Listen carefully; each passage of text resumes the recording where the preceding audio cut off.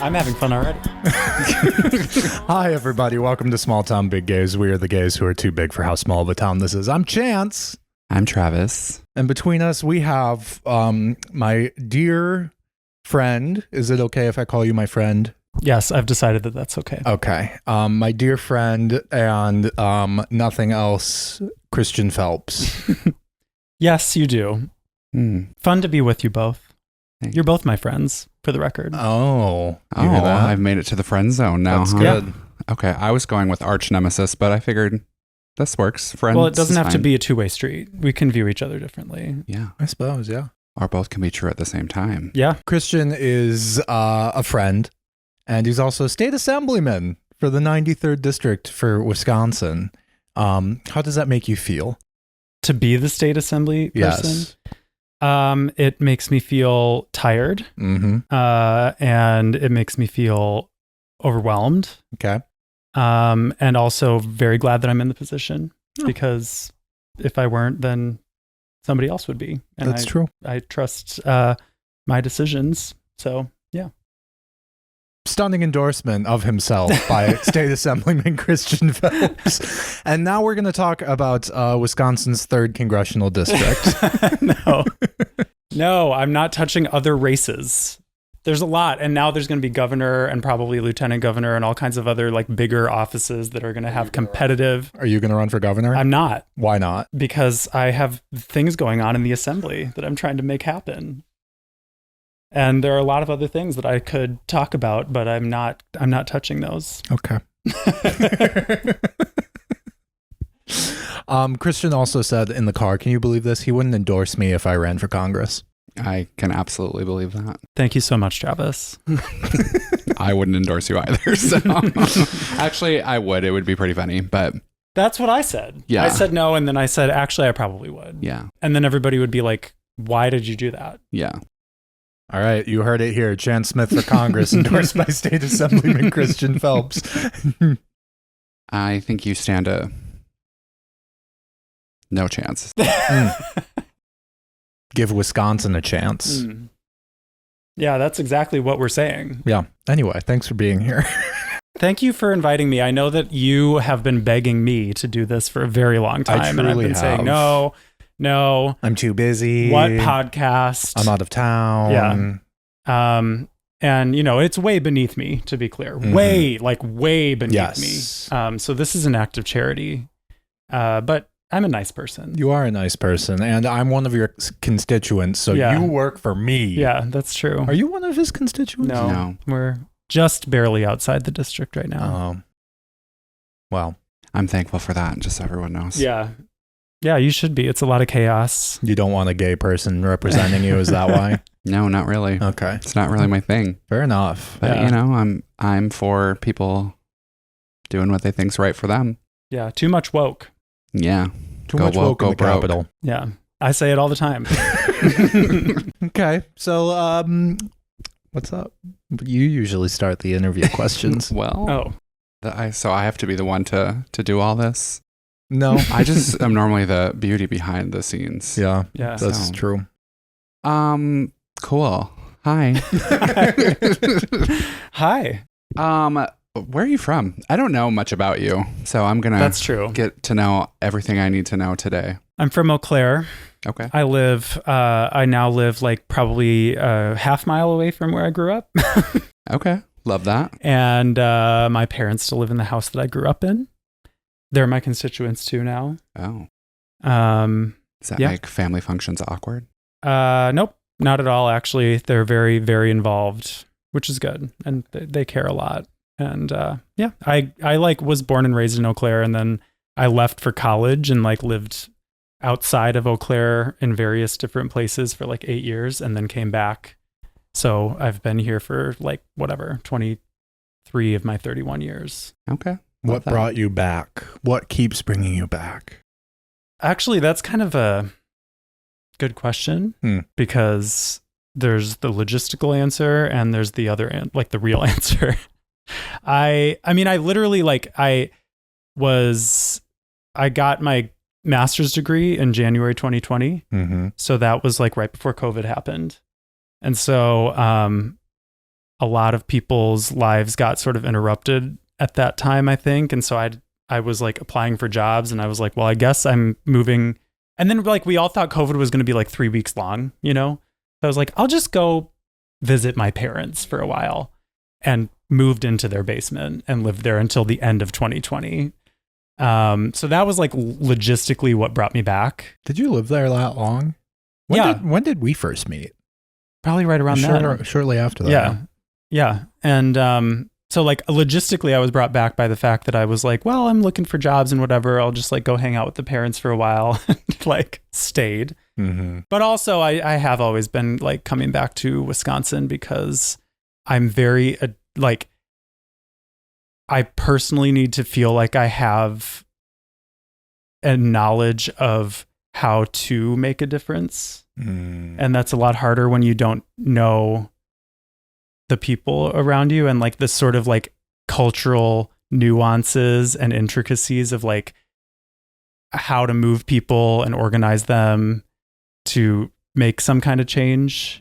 And so like I went to college out of the state, and when I worked in schools, I lived in Madison and worked in the public schools in Madison, and like it's just harder when you're in a new place and you don't know like the movers and shakers automatically because you didn't grow up knowing who they were, and you have to kind of like forge your own path, and you might like make some snafus and mistakes because you don't know like the interpersonal like drama that people might have or whatever.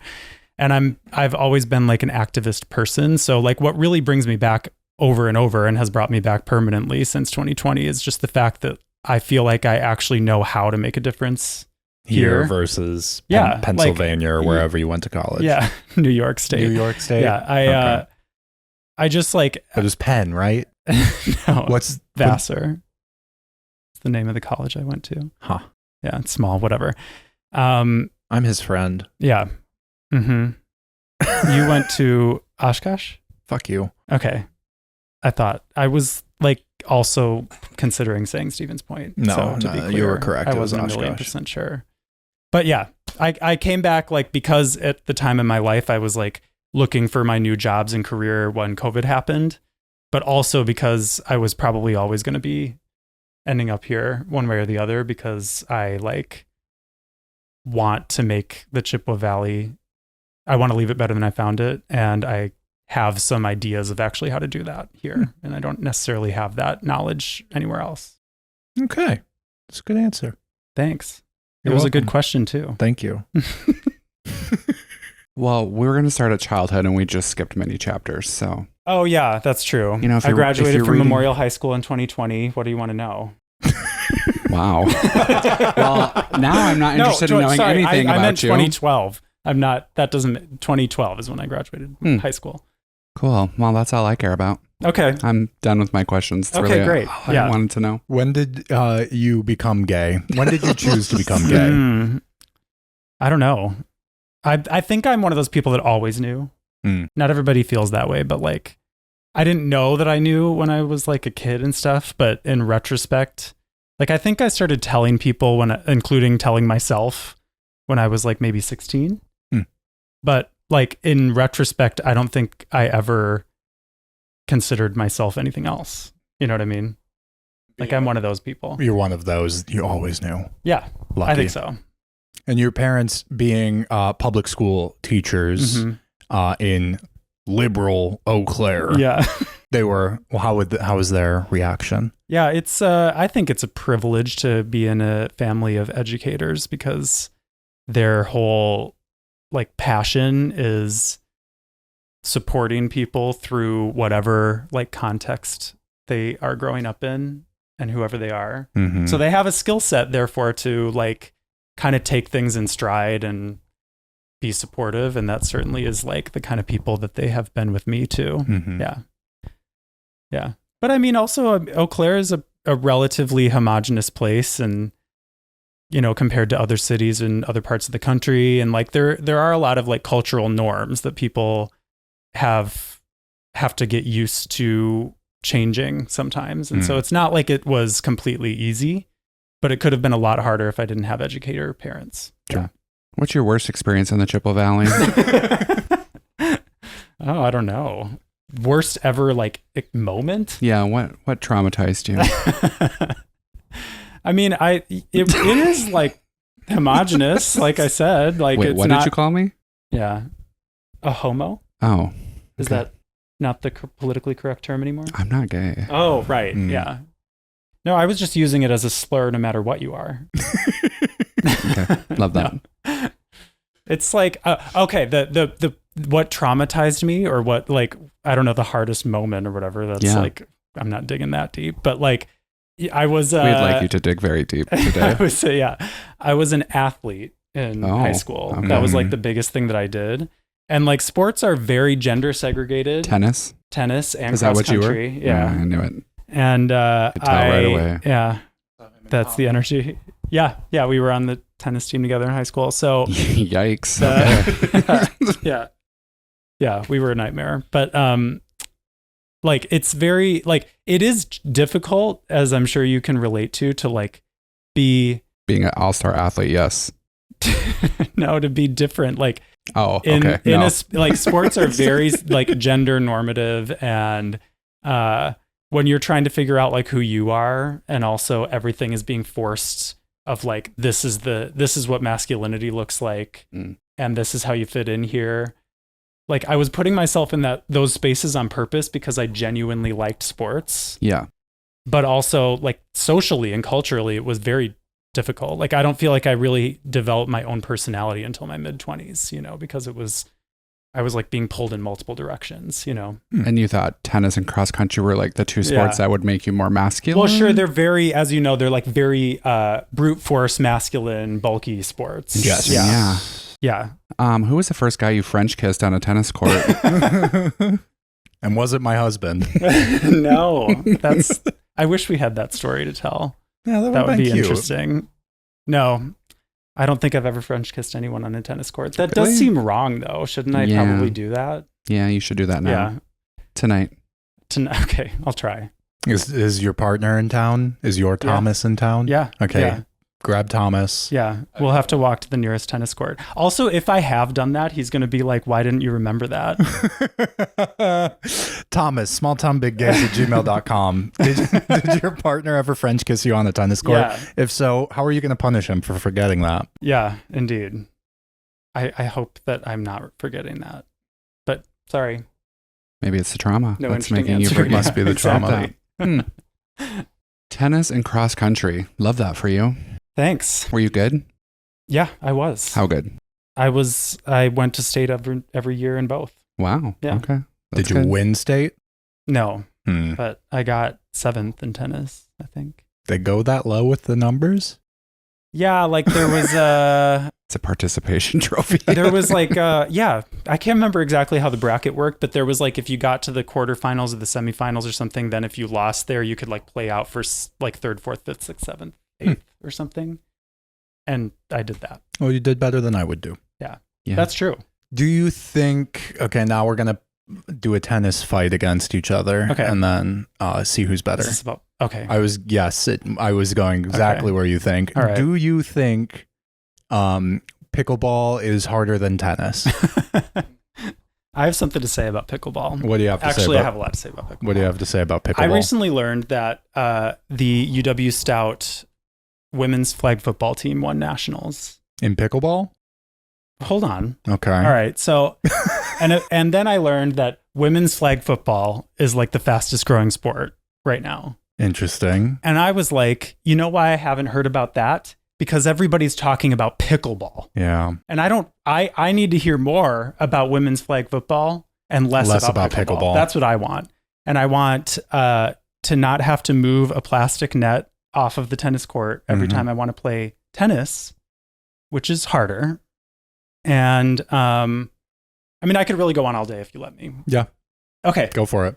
Pickleball, fine. There's a social aspect. Great. People can do all that. I occasionally play on Mother's Day with my mom because you're a nice son. I'm a nice person as like a gift. But I am not interested in joining anyone's pickleball league. Okay. Because if I want to do something that relaxing, I'll just stay at home. Is pickleball relaxing? I don't know. I think it must be. I mean, everybody's just like hanging out and playing pickleball. Fine, great. I mean, better than like doing something isolating or unhealthy, I guess. But like, I don't know when it started replacing tennis in the like social lexicon. I feel like very recently, because I did not hear about pickleball until Tom's parents. Yeah. So like, I guess 5 years ago at this point now. People's parents are like living and dying for pickleball. Love pickleball. It's like I think they wake up thinking about pickleball and they go to sleep thinking about pickleball. They do. And that's very interesting to me. Yeah. I also know that I can't fact check this, so like maybe I'm wrong, but like professional tennis players are doing this thing where they retire from tennis and play pickleball and then like touch a pickleball thing, like racket or whatever, for the first time and immediately become professional in pickleball, which to me is indicative of something.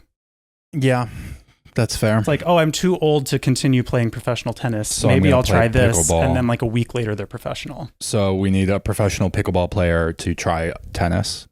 Yeah. To test this theory. Right. Yeah, okay. Exactly. Great. I'd love to see it. Where were you on 9/11? In Mrs. Johnson's second grade classroom. Second grade. That sound right? Yeah, I think so. Yeah, because I was in kindergarten. So yeah, you would have been in second grade. Yeah. What was your favorite toy as a kid?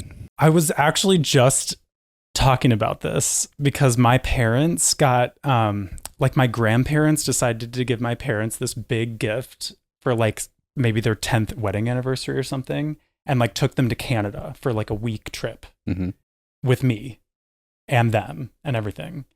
And I was uncontrollably obsessed with Star Wars. Still kind of am, but like at that time it was actually a huge problem for everybody around me. And I was like a kid, and the episode 1 had just come out. And I like, this is like the level of patience that I think parents of kids have, that like as an adult I can reflect and be like, wow, I was a nightmare. They're like hiking mountains in Canada and trying to be on this trip and enjoy beauty and stuff. I forced them to go to the movie theater and watch Star Wars with me, which we had already seen. And then I made them go to KFC because they had the like action figures and dolls of the Star Wars movie, and I wanted to get all of them. Yeah. And so they spent like a significant portion of their time in the mountains of Canada, taking me to see a movie they'd already seen and to KFC for multiple meals. Yeah. So I would say the dolls from that like era of KFC were my favorite toy as a kid. Actually, no doubt. I know that they were. Yeah. A lot of toys really explain who people are in their adulthood. Yeah. And I would say this is no exception. What was yours? Troll dolls. Okay. Yep. Was it really? Yeah. Yeah, that does. If I like, adds up, doesn't it? if I had been forced to guess, I would have said troll dolls for you. Yeah. Yeah. What was yours, Chance? Mine was lightsabers from Star Wars. See? I didn't even need a lightsaber. I would just walk around restaurants on this same trip, lightsabering strangers with like nothing, just like with my hands. Oh my God, you were a nightmare. Yeah. And then my parents would have to be like, they'd like, before walking into an establishment, they'd be like, this is a no lightsaber zone. Like when we come back outside, you can use your fake lightsaber again that doesn't even exist. I had the like real toy ones, and my brother and I would fight with them. And then I remember one time when my brother started to try to get into skateboarding, and I must have been like 6. But my grandmother, no, I was like 6 or 7. And my grandmother made me a Star Wars cape, like sewed me up a cape with like elastic, like a hood. And I would have this because I was Anakin Skywalker one year for Halloween. So I had Anakin Skywalker from episode 1 when he had like the one little braid. Oh yeah. So they had one little braid that they like made out of yarn for me to have in my hair. Amazing. And I think I wore that while we went to the skate park in the next town over. And I was just standing there in my little cape with my lightsaber with my dumb little Padawan braid. My brother was trying to look cool and skateboard. Now that you say this, I think I had the braid too. I don't know where it came from. You never got into skateboarding? I tried to. Yeah, I tried Too to big, too. clumsy. Yeah, I couldn't figure it out. You'd be a good skateboarder. You think? Yeah. I should pick it up. think They you say should in pick it your up 30s, now. your new hobby should be skateboarding. I think so. Yeah. Or we can just make an AI video of you skateboarding.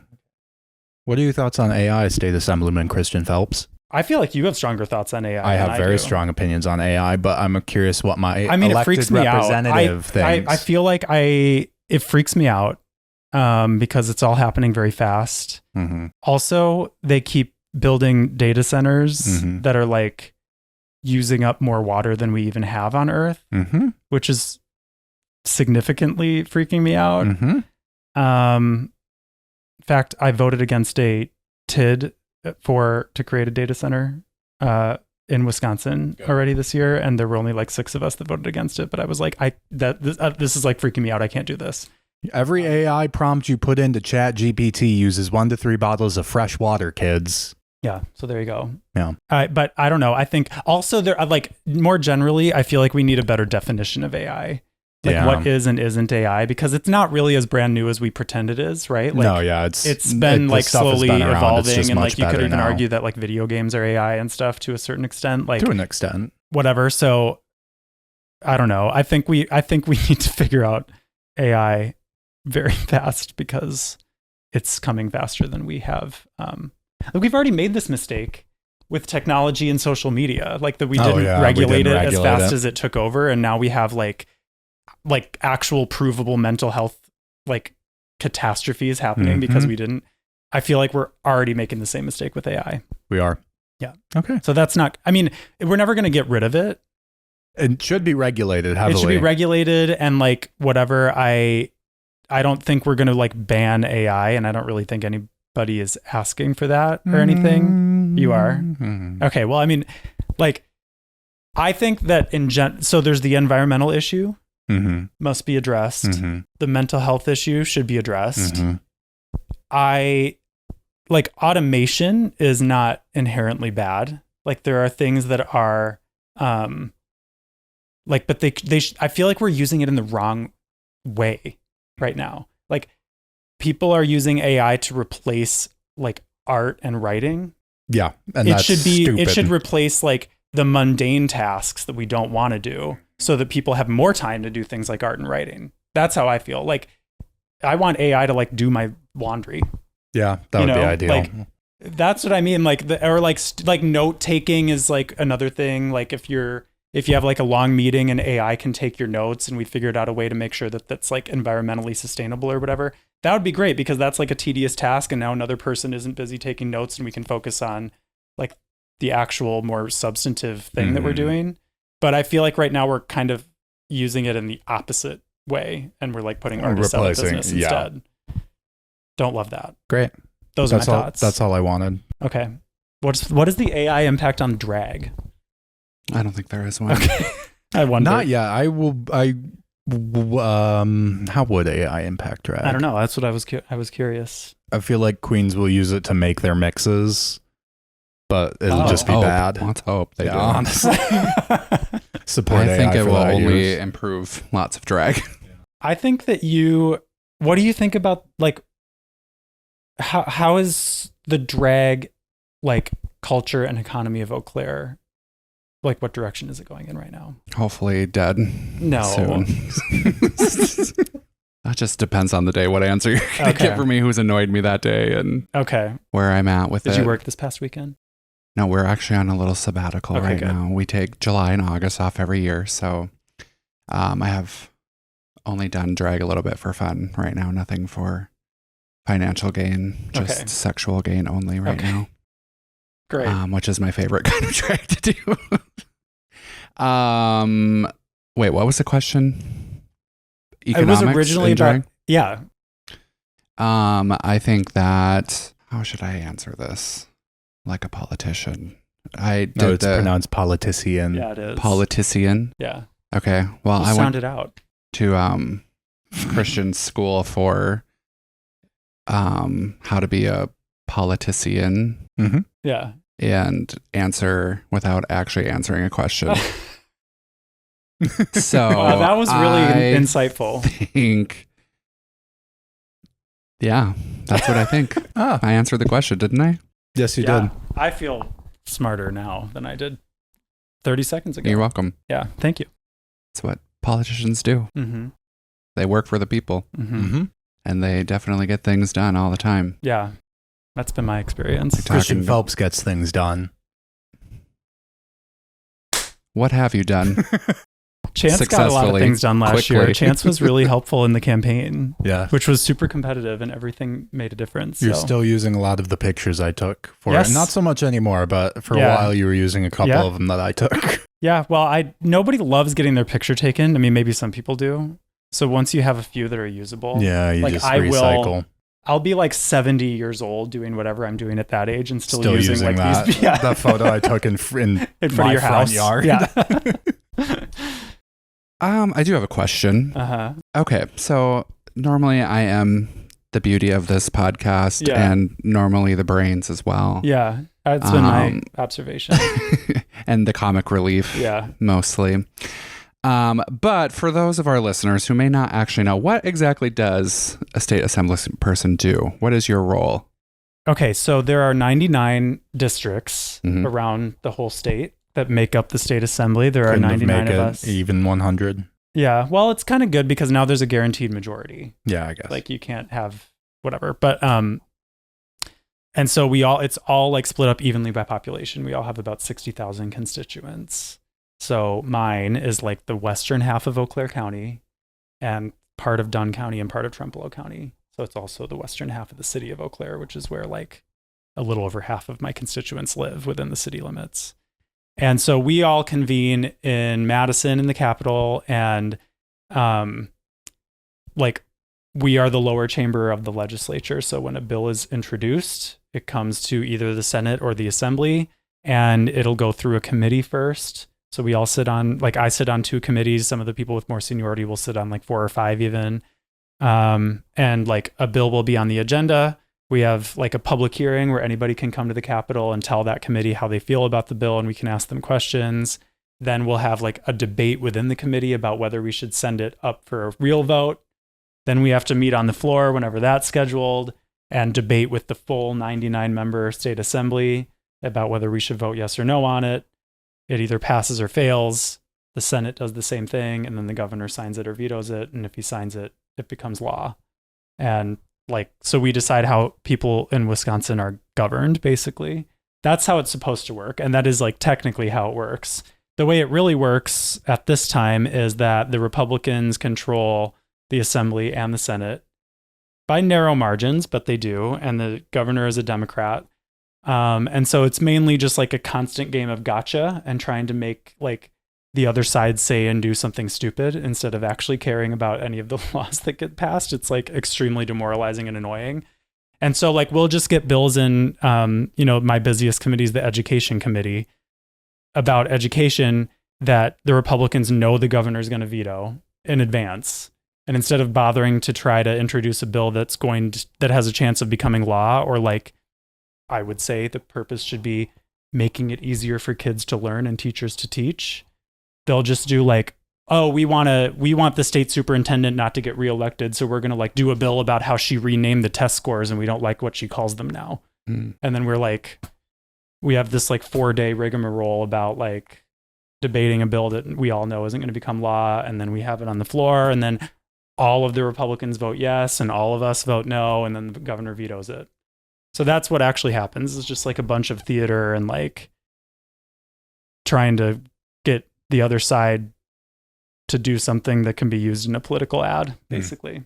It's very drag queens of you. Yeah, I guess that's you should point that out to some of my colleagues that want to like ban drag and stuff. Well, I'm with them on that, to be honest. There's a lot of drag I'd like to ban. They're very theatrical people. Yeah. You're born naked, the rest is drag. RuPaul has said it. Oh yeah, and he's right. Yeah. And I see a lot of drag in the Capitol. A lot of personas being tried out. Yeah. Who do you hate the most that you work with? Hate's a strong word. Okay, fine. Dislike. I don't even know how to answer that, because to be honest, there's kind of like two kinds of Republicans, and the kind that is like what I would describe as the most like extreme, like kind of offend me less personally, because it's like I appreciate how upfront they are. It's just so ridiculous. Because there are other ones that like I think kind of get bullied by like Trump or the Republican leadership into like voting along with their party, even if I think they personally might be kind of torn about it. Yeah. And then I'm just kind of like, well, why didn't you have the courage to do anything about that? Yeah. Like, I can tell that you want to have like a good faith conversation. And so like, while they have like better conversations with me, it's just like so disingenuous then to watch them like sit there and silently vote the way that their party told them to. And so like, to a certain extent, like the ones that are just upfront about like, we don't believe in like doing anything to help poor people. I'm like, well, at least you said it. It could be their own childhood traumas they're trying to work through. Could be. I would recommend they work through that privately instead of like when in a decision-making position. Yeah. That would just be my personal take. Yeah. Okay. So what is it that made you want to run for state assembly? What was take us on the journey there? I was really mad about everything that I'm still mad about, unfortunately. And so I was, like you mentioned, that I grew up in a public education environment. I was about to finish high school in Eau Claire when Scott Walker was the governor and like took an axe to teachers unions and like cut school funding and kind of like did this whole thing where he like launched a campaign to villainize the idea of public education. So that was an eye-opening way to become an adult in Wisconsin and to see that he got away with it and it worked. Because you know, his project is to like privatize everything. He thinks like everything should be profit based. And I just don't agree with that. And so no, because the government should be a fucking service, not like a corporation. That's the whole idea of the public is like, it's not the private. Like we have like an idea of like, we share public space and we have like a public duty to not allow our neighbors to suffer, basically. And public duty to raise the next generation in a better world than we grew up in. So the whole idea that I think I had been surrounded by, and like public schools are not and were not then perfect at all. As we know, we've had our own traumas within the space. But I was like, oh, I'm sorry. I don't see how like axing the whole thing and going to a profit-based model fixes any of that. It just makes it all worse. It's going to make it worse. So that was like the way that I became an adult in Wisconsin. And then after college, I was a special ed paraprofessional in public schools. And so like an hourly employee, had to get a second job because like I had limited hours and it wasn't a living wage or anything. And the task was like supporting kids with disabilities, trying to access their right to an education. And it's like, okay, this task seems really monumental. It's really hard and super important. And like our system is so stretched that we can't even do it well without having to get second jobs ourselves and like not get enough sleep and everything. So then I saw like the impact of it, because that was a few years after like Walker took office. And then like after I got a degree in journalism, because I decided I wanted to like write about these things and that my skills were better used in that space than like actually in the school. I like got really into advocacy, which I always was, but like everything kind of goes back to public education for me, because there's like the moral component of like, we should be supporting the next generation, like you said, but there's also like, I just want to live in a community where nobody is too poor to live and people have like found their passions and they can do their thing and we can all like enjoy that. And I don't see how that's possible without public education. So that's like a big part of why it goes back to that for me.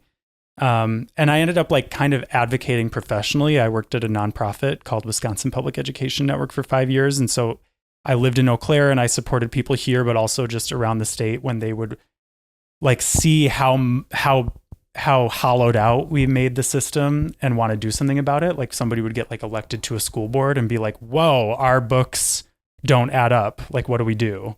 And I would help them like pass a referendum or just advocate on whatever issue like they cared the most about for their public school system.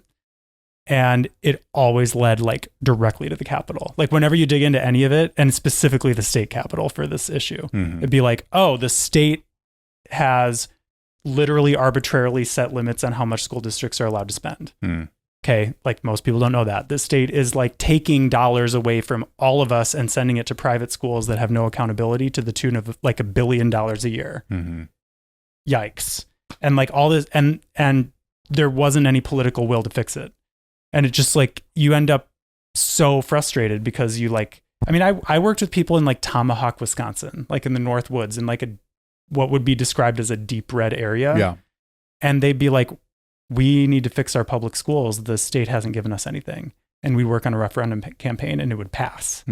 Like, it was just like the Capitol's like so wildly out of alignment with what people actually want, that it can like drive you nuts after a certain amount of time. And then we got new legislative districts, like the maps were changed. Because one of the things that Walker did was, after he did all those cuts, he drew, he and his Republicans drew their own legislative maps. So they got to pick their voters instead of voters picking them.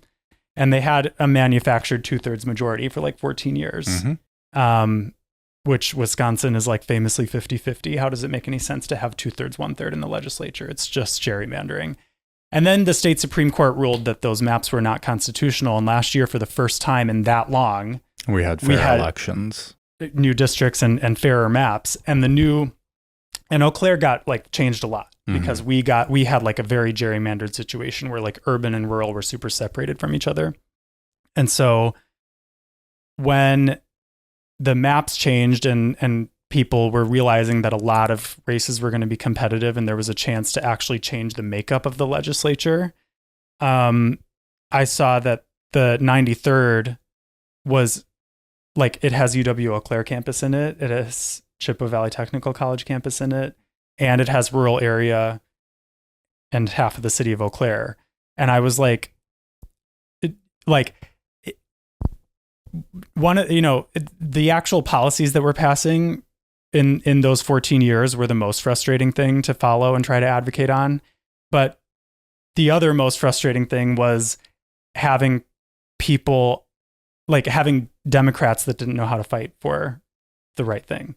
So it was like, I do want this district to flip and like be represented not by a Republican, but I also want it to be represented by like the right kind of person. And so like, I didn't need it to be me, but I did want to make sure that a district that represents like young people and like a part of the state that has been so hollowed out in the public sector and has such low spending limits and like family farms disappearing and a hospital literally closing out of nowhere and school referendums that people can't keep up with and can't pay for forever.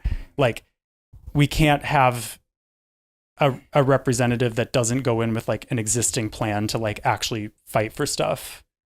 And that's where you come in. Yeah. I was just like, I mean, we had to make a kind of a rush decision because the maps changed not that long before the election. And so I did talk to a lot of people, including you and Tommy, for several weeks trying to figure out like what I was going to do. And then I just couldn't talk myself out of it because I was going to regret it if I didn't. Yeah. And I haven't regretted it. Like, it is really hard and harrowing and like all the stuff that you asked about that like makes the job very frustrating and annoying. And like, sometimes you literally like cry on the drive home. Like, I haven't regretted it ever because I knew like what convictions I was taking into the decision to run and like surrounded myself with friends and people that were going to hold me accountable for sticking to them. And so, yeah, I know now that the district is represented by somebody that is like willing to be bold and like stay true to those convictions, even when they get criticized for it, which is what I always wished we had more of when I was just out on the advocacy side. People criticizing their elected officials? Yeah, criticizing them and elected officials that were going to like take that criticism and like explain what they were doing and why and not hedge on their values, basically. Do you feel like you're adequately being criticized? I hope so. I'll criticize you. You wear sandals out in public. Yeah, with jeans. Which is kind of a choice. That's a lot going on. It's a choice. Yeah, but it's also really hot and humid. It is. You'll forgive me. So what has it been like to be a young queer person in state government? Because it's a unique position. You're a queer man from a small town. Yeah, state government. I'm not the youngest member of the assembly, but I'm like close. Yeah. I mean, I'm definitely in the youngest, like 8 or 5 or something. Yeah. And so a lot of people like of all ages who do not work in the Capitol, like come up and thank me and congratulate me for that because like, they're like, oh, somebody with like some hairs that aren't gray is in the Capitol. What a great thing to see, which is like a sad observation about where we're at, where the standard is. I like, there are a lot of things about it that are actually fun. Like I do actually have friends in there and I knew a lot of the state representatives that I thought were really good already from my advocacy work. And so like Francesca Hong, Darren Madison, Ryan Clancy, Angelina Cruz, and a lot of the other new people too that were elected in the new maps are like young, exciting people that I really vibe with. And so that makes it a lot easier. I really don't feel isolated. But it's also true that like when the other side has been setting the agenda, like sometimes your day is spent just like debating like your own identity, I mean, we've had like bill hearings about like whether queer kids should be allowed to use their own names and pronouns in school.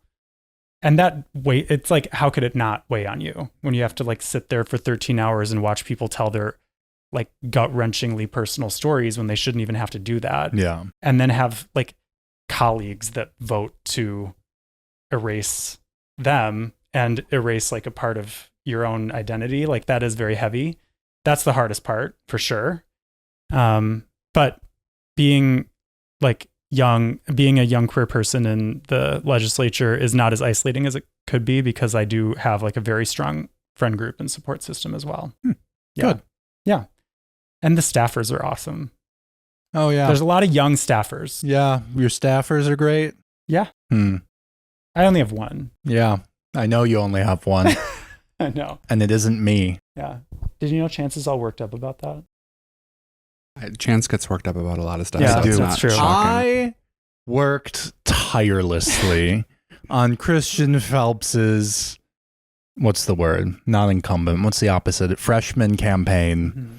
And I worked tirelessly.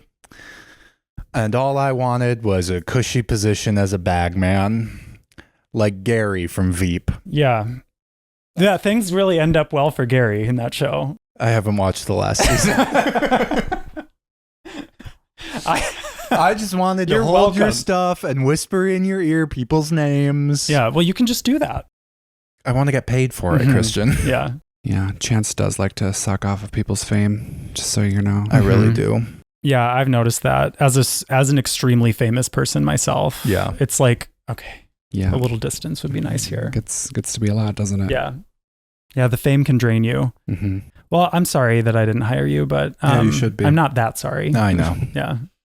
I'm glad you didn't hire me. I'm on to bigger and better things. Yeah, you are. Who is your staffer? His name's MGR, and he's young and awesome, and he himself is on the Madison City Council. Is he a rapper? Not to my knowledge. Huh. He should get into that. Yeah. No, he's like he's a progressive movement builder in and of himself too, so we really work well together. /rapper now. Sure. /rapper. I'll recommend that to him. I'll actually threaten to fire him if he doesn't start rapping. Yeah. I'll cut that part That if you was a want me joke. to. I'll cut that part. Cool. Yeah. So that's how it is. I don't know. It's like there are always people to like debrief with and like decompress with, at least. Thank God. The LGBTQ Caucus has 12 members in the Senate and the Assembly, which is great. It's like double from last session, apparently, partly because the new maps just had so many new people elected. Oh, so that, that's another good space. You got anything? I have lots of questions. Hit him. Hit him like physically right now? Physically hit him. Just punch you right on camera? Yeah, I'm used to it. What would you say to someone who, this is all very hypothetical, so don't take this as a literal fact, okay?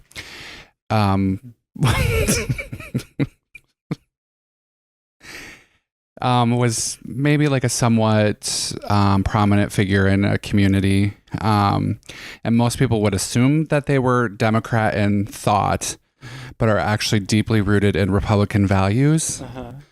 And they feel conflicted in their community because they don't really approve of most of the things happening around them.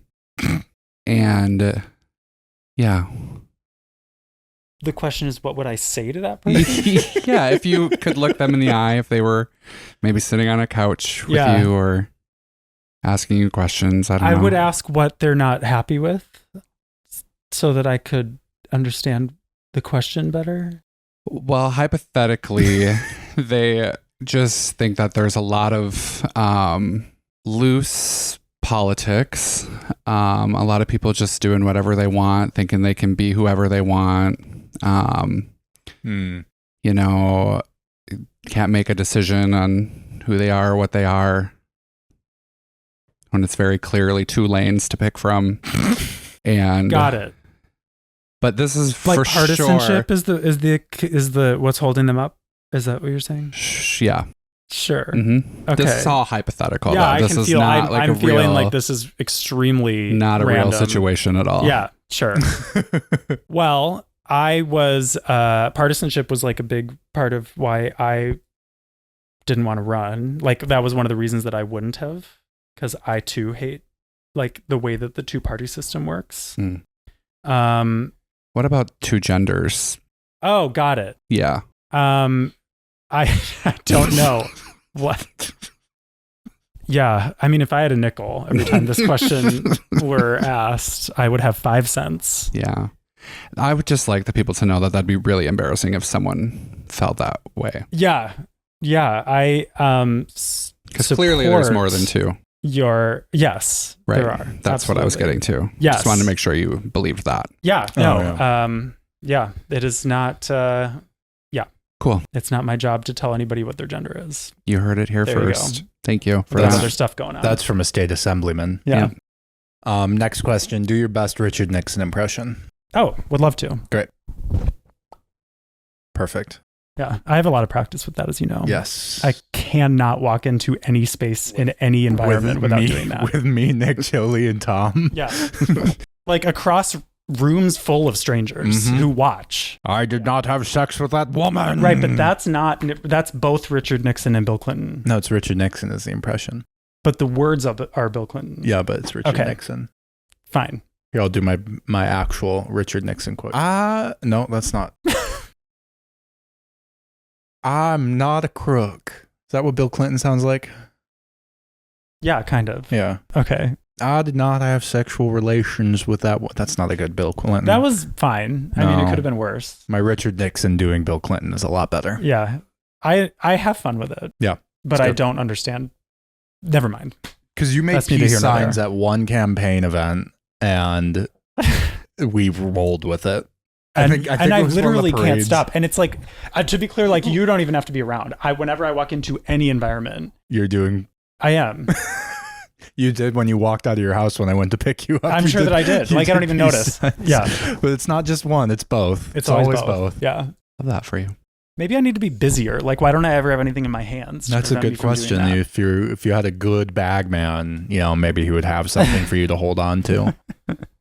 Have you gotten better about keeping your hands in your pockets when you're publicly speaking? I think about you. Yes, a little better. It's a work in progress, though. I think about you every time I see. I mean, I don't like watch my whole video because who wants to do that? But whenever we film like a face to camera video of me explaining something or like telling people how I'm going to vote on whatever, the first thing I look for is where my hands are, and because of you, because I know you're going to bully me if my hands are in my pockets. Because for some reason, my instinct is to have both in my pockets all the time. It really is. And then you look like... Which I don't know if I do that in real life or only if the camera is on. I think you only do it in campaign stuff. But it is then weird. You look like and Tony it's like, Evers. Yeah, well, whatever. But I've gotten a little bit better. What I still don't do is like actually talk with my hands like a normal person. Yeah, you need to start doing that. And I do need to start doing that. So now I think I fold my hands together when a video starts to make sure that I don't put them in my pockets. Good. But then so now the next step is going to be to go ahead and unfold them and do normal things. Normal gestures. Yeah, that'll be maybe by next year. Every event on the campaign trail, every parade we walked in, every whatever, I would constantly be walking up behind Christian to whisper in his ear, get your hands out of your pockets. Yeah, exactly. Or wave or He'd something. be like taking pictures at an event. Very nice pictures. Thank you. Mm-hmm. And he would like come up and like touch my arm to be like, stop doing that. And that's what he could have had with him on Capitol Hill. Yeah. As his bag man. But no. But here Spurned. we are. Yeah. Spurned. Anyway. What was my other question? What other questions do you have for? Do you watch RuPaul's Drag Race? Yeah, but I haven't caught it. I'm not caught up. Okay. Who is your top favorite drag queen from RuPaul's Drag Race? And this will determine a lot of things. Okay, well now I feel a lot of pressure, but the answer is Roxy Andrews. Interesting. That says a lot about you. What does it say? Star Wars and Roxy Andrews. Yeah.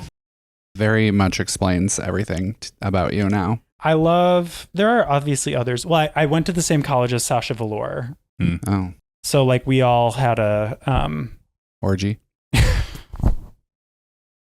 We all had like an affinity for like, and I even think that maybe that season was when I was in college or something. So like we were all watching it, whatever. So, whatever. I like her too. I don't like hate any of them. Okay. Who's your least favorite local drag queen?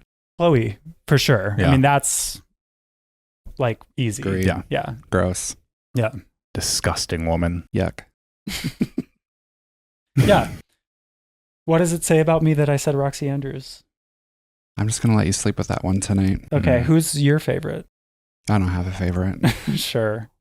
Just formulating the question anyway. Yeah. Uh-huh. It's very, politician Yeah. answer. Yeah. Just kidding. Alyssa Edwards. Okay. You do love that's Alyssa fun. Edwards. Yeah. Yeah. I mean, what's not to like? Exactly. Great. Remember when she had her own reality show for a brief moment? Is that still going? Really? Yeah. She had like Not anymore. a dance. What? It was like dance dancing? kit. It was like Dance Moms, but it was Alyssa Edwards. Have you She sat on a throne. been getting like have YouTube and stuff been like telling you to watch Dance Moms lately? No. It has for me. Huh. I don't know what's up with that. Are you watching it? Yeah. You love I it, click don't on you? it and I just it's like this like sort of sick fascination thing. What's not to love about a woman bullying children? It's so crazy. Like Jojo Siwa. She comes in way later though. It's like Does she? so confusing to me, and I'm like, it's like obviously old videos from a show that doesn't exist anymore, and I like it's perfect for like when I'm doing the dishes, and I just like have it on in front of me, and I'm like, has anyone checked on these children? Like, what is going on? It's not it's not just the teacher; it's like the parents and everything. Oh yeah, they're fucking and insane. I'm like, this is not. They're insane. Like it is extremely fascinating. I mean, anyone who's on reality television definitely has a little bit of some mental disorders. Yeah. And what about being on podcasts? I don't know. Very mentally disordered here. Okay. I've been getting, actually speaking of YouTube, I have been getting, I finally signed up for YouTube like Premium Lite because I was sick of all the anti-Derek Van Orden ads. Sure. That were on YouTube. And as a member of the Assembly, what are you going to do about annoying attack ads?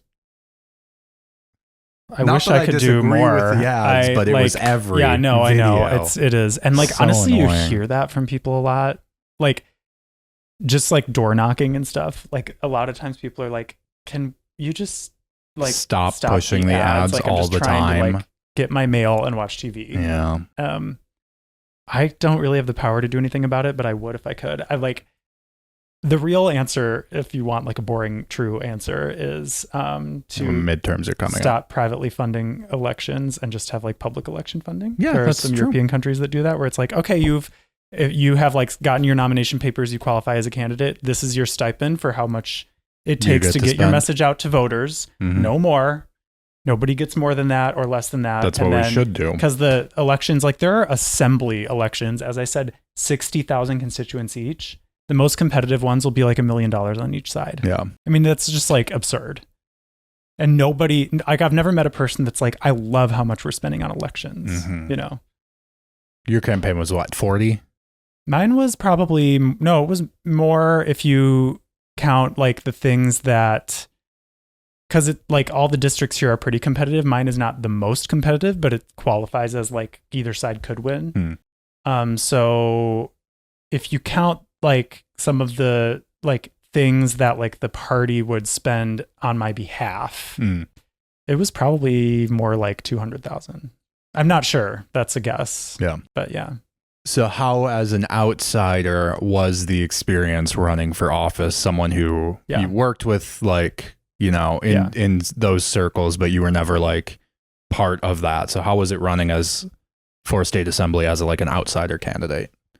It was really revealing because I feel like there's a lot of things that people take as fact without ever fact checking them, in my experience. So there were people who were concerned that I was too far left for my district based on just assumptions, vibes, I think. Yeah. And like too young. And whatever. Like I heard that directly. And I just like don't believe in assuming that. Like, I think people should be given a chance to like elect something that they want. Like you can't, the only way to get, I guess what I'm saying is like, I don't believe in electability. The only way to measure electability is whether the person gets elected. Like, so you have to let them get to election day before you can decide if they're electable. Yeah. And like campaigning is hard work and it does take a certain skill set, but if you have it, like, you can win. And so I think it was like interesting to be discounted by some people who I think were just sort of assuming that the winner of the election was going to have to be like a longtime moderate, like established Democratic Party loyalist, and saw me as like sort of a left outsider, like rabble rouser type. Because all I was doing was like going out and like to meet people and saying like, hey, I believe in the public space and like I'm fighting to make sure that your public school doesn't close. How do you feel about that?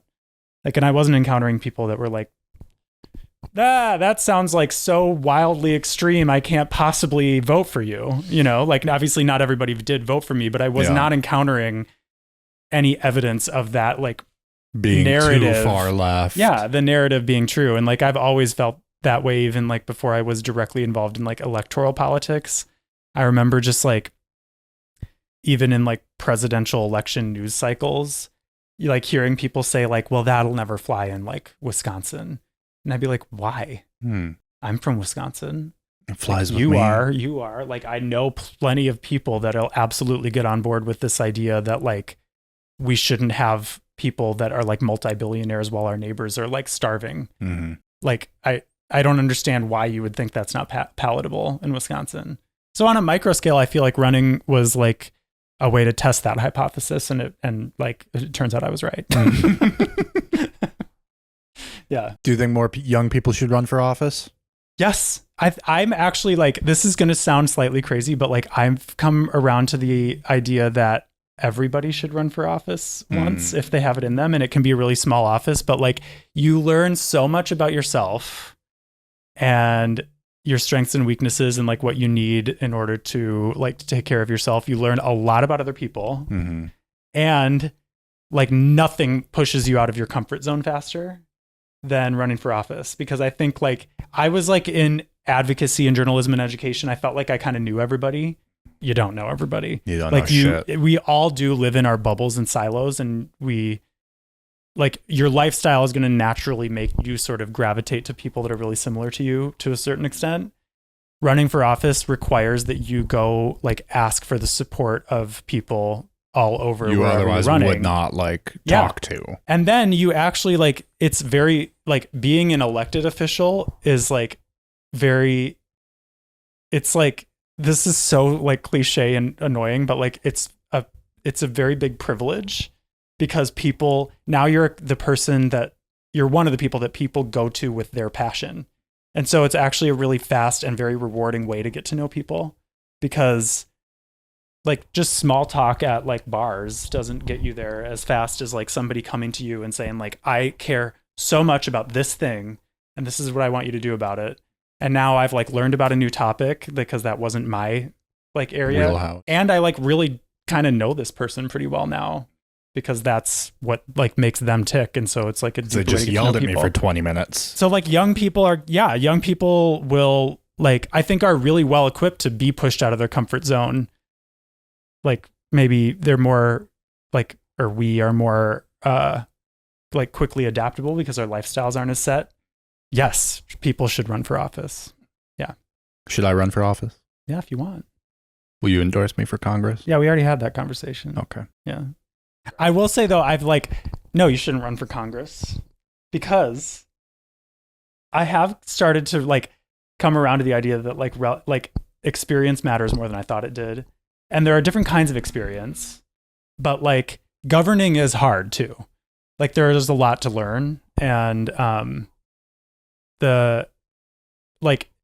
you don't want to elect somebody that doesn't have like an existing, I mean, like 2-year terms, like what I have are really short. Mm-hmm. Like if you have to learn everything as you go, and like you aren't going to be able to get anything done.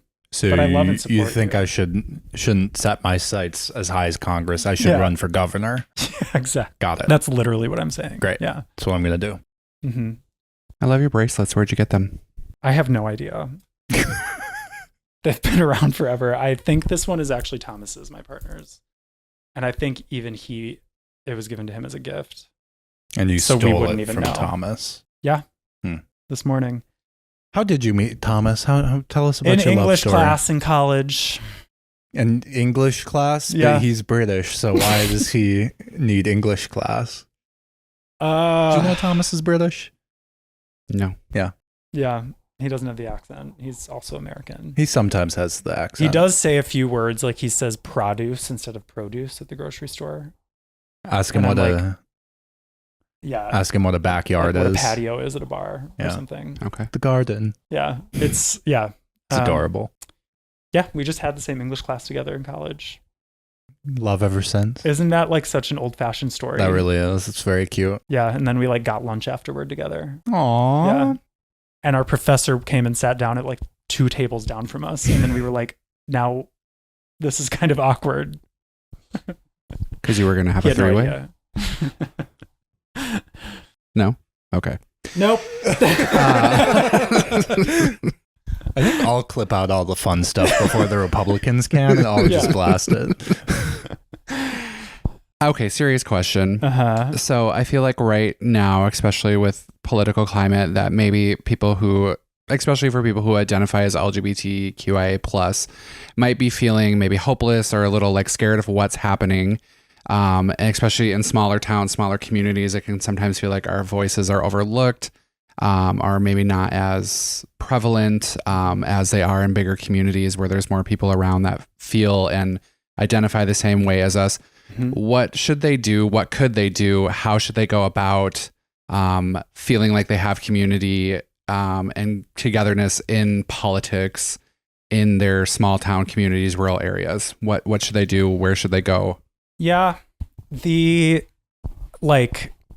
of the things that's really frustrating is like anytime this year that we treat anything in politics as if it's like a status quo situation and we just like sort of go about the motions, and it's like, can we all see that like the president is literally trying to erase people from the planet? Like, it's not a normal year. We shouldn't be acting like it. And his sort of like far right authoritarian movement wants nothing more than for people to feel isolated. Like, that's how he can succeed in that. And so the first thing is just, I would say, like, I don't have the answers for this, because the like brutal reality is that it is an extremely hard time, and it's going to be hard tomorrow. Like, we can't make it easy that fast. But like, to remind yourself that the instinct to feel alone and to kind of like isolate is exactly what they want from us. And it's because they know that it isn't inevitable. Like we can reach out and we can like put ourselves out there and like in person, just like staying in touch with your friends, whoever they are.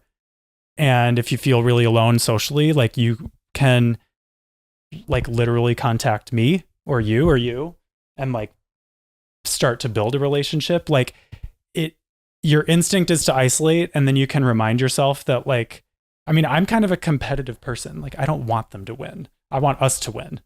Like they want us to isolate because they can't actually force us to isolate. We can always like speak our identity out into the air and build connections with people. So like be a winner. Like don't let that happen. That's the first thing. And then like when you do that, you can build political power. Like you can like say all the right things and like speeches and like read people saying the right things in the news. But like ultimately there are a lot fewer people that are going to benefit from like the Trump regime than there are the rest of us. And if we are connected to each other, like we are going to win eventually. So be part of that by just like existing in public. Progressivism always wins. Yeah, eventually. I mean, there just are like what Trump is doing, and you know, even what like Scott Walker was doing as the governor. When you look at it on its merits, like Elon Musk benefits, Trump benefits, billionaires benefit. We don't. Like almost nobody else benefits from it. And so if we identify that, then, you know, not everybody in your orbit is going to also be an LGBTQ plus person, but you're going to have something in common, which is the fact that like we have to turn the ship around because everybody gets harmed by this sort of like austerity, you know, benefits for the rich agenda. And that can be a lot less isolating when you identify that and you're like, okay, we don't have everything in common, but we have like a pretty major thing in common. Yeah. How do you feel about that answer as a rich person? I feel that I've worked really hard for my money and I deserve to keep it. Yeah, your 2 month sabbatical. Yeah. Yep. From drag, not from real work. No, just not from real work. Unfortunately. No, I think it's really cool. And just like a sentiment to just even the three of us here is that like we are all people who grew up in smaller towns, some of us right here in this area. But only me though, you're not from here. Got his ass. Nice. Continue, sorry. I don't know if you really got me with anything with that, but we already high-fived about it. Let's move on. Cool. Glad that makes you feel better. Sorry, did we break your con? No, I would like everyone to know how much restraint I have shown during this episode. Just so we are very aware of that. I would like to say the three of us on this couch, two of us on this couch are really great people who... Us two? I'll let the audience decide who those are. No, but people who grew up in smaller towns, rural areas, and maybe had felt different growing up, maybe had felt like the area wasn't as supportive, didn't know what they were going to do. It feels like sometimes the only way to find your people is to escape to a bigger city, or I don't want to say run from the problems because it's not really problems, but just like run from the situation, and have decided that instead of leaving those areas, coming back to their community to make a difference and show that we do have community here and there are people who are trying to make a difference. And I can just speak for myself, especially even just in the last 5-10 years of like how much this community of the Chippewa Valley has really grown. Mm-hmm. And that is because there's individuals like us, I'll just say it, like sounds like bragging, but that have done things to make community and to make people know that they're not alone, and to go out and fight for different things, whether that be through politics or drag shows or bars or just different spaces and creating that. So it's like, you have the power to make the difference. You can sit there and bitch and complain and do all that, which we all do from time to time, and it can feel hopeless. But the fact is you're much more powerful than you think. And so I think that that's great that someone like you, Christian, that grew up in this area and is now getting involved in politics and trying to make a difference in a bigger way that shows people that they can.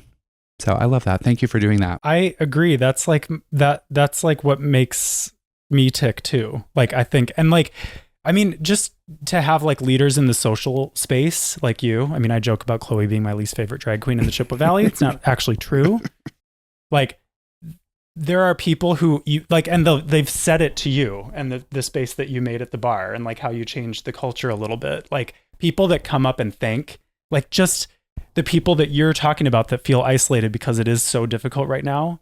And when they like decide to step out and go out into the world, and then they see like a social space leader like you that's making it a more welcoming community, and like a space creator like you, and artists like both of you that's making it a more welcoming community. And like people like community leaders of any kind, including in politics, like you will find those people if you just step out and exist as yourself, because like a lot of us just want you to do that and want to welcome you and make it more welcoming for everybody. And I've also like on the point about like them wanting to win and us to lose, like I've always been so frustrated by the idea that people have to move to a big city in order to be safe and happy as a queer person. People who do that is great. Like, I love that. And people should do it if they want to. But like, I'm not letting them kick me out of where I'm from. Yeah. Like, I should not have to. Amen. And sister. we shouldn't. Like, it's if you want to make rural and small town places unsafe and unwelcoming for queer people, like that just makes me want to fight 10 times harder to make sure that's impossible. Right.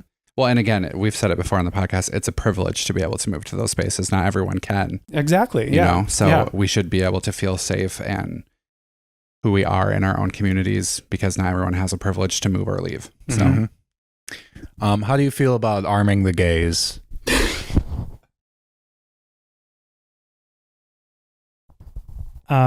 With like fun jokes and quips. Yep. Love that's it. definitely we already have that. In favor. Yeah.